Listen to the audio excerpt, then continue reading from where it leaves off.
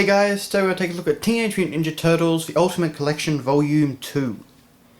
So, like the first Ultimate Collection volume, this one is pretty ridiculously giant, as you can see, and quite heavy.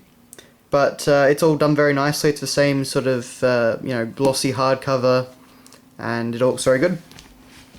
The first interesting thing of note about this volume, though, is that the front cover, everything it shows is not in this volume. It was in Volume 1. So I don't really know why they did this. I mean, it looks very cool. We've got the Triceratops up there, and the futuristic, what was that, Federation City over there, and Leo and Raph and all of them down here. But Fugitoid. But yeah, none of this is actually in this volume. So it's kind of, I guess, a little bit of false advertising. But I suppose that if you bought Volume 2, you probably have Volume 1 anyway. So, But anyway, just a bit of an oddity. So on the sides, we have a nice big Volume 2, and of course the TMNT logo. Now on the back, we actually do have, relevant imagery. So we, they just do this great collage of all these different items from these stories. And obviously it makes more sense once you've read them, but that side actually does make a lot more sense. So the Ultimate Collection Volume 2 includes Mirage Studios TMNT issues 8 through 11, as well as the Michelangelo, Donatello, and Leonardo Micro Series one-shots. And of course you get the annotations by Kevin Eastman and Peter Laird. So this is actually, it's the same amount of content as the last one. It's just, they weren't all called volumes. They were just called one-shot micro series. But anyway, so inside, of course, everything's very nicely printed, very high quality. The stories overall, in terms of sheer volume, aren't as good as they were in the first TMNT Ultimate Collection. This first one with Michelangelo is actually quite fun. And of course we get the annotations and early concept work from Eastman and Laird. And that's always great fun to read. But the second one is actually this weird crossover which involves time travel and meeting Cerberus the Aardvark, who was another comic character at the time, I believe. So that one's really weird, and honestly I'm not much of a fan of it. It doesn't feel like a Turtles story at all.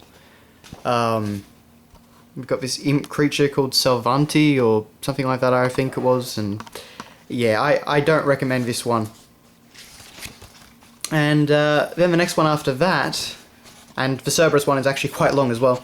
One after that is actually a Donatello one-shot, and it's only kind of Donatello, honestly, because it's also a big tribute to Jack Kirby, who was also called the King, and he was a very big figurehead in comics.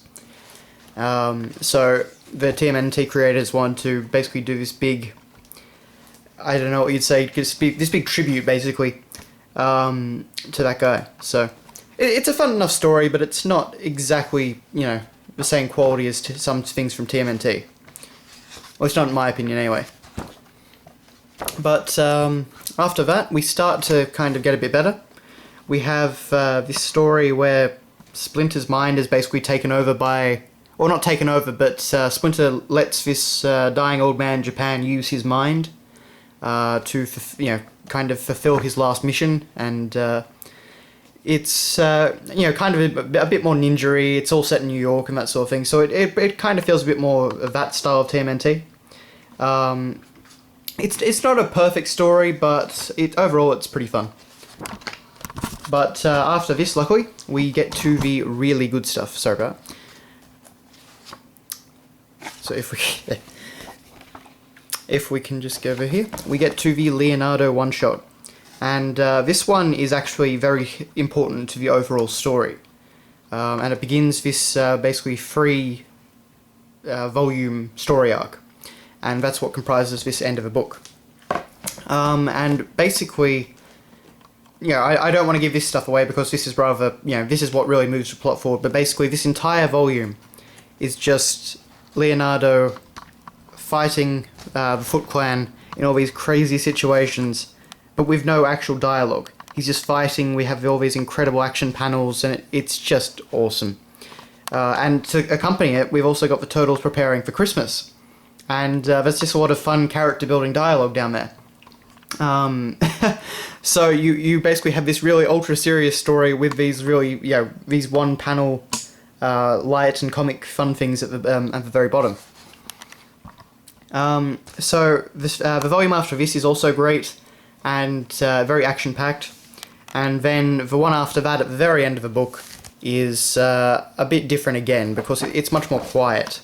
And in fact, the entire story is just told via April's diary. And these story sequences were actually adapted into the first live-action TMNT film.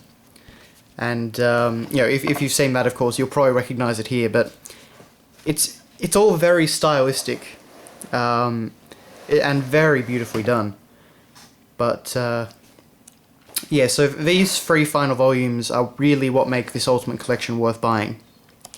Some of the other stories are good, like I said. The Michelangelo one I quite like, and what else? The what was it called? The Donatello one's alright, and the one with the Japanese old man. That's again that's okay, but these 3 are high grade TMNT.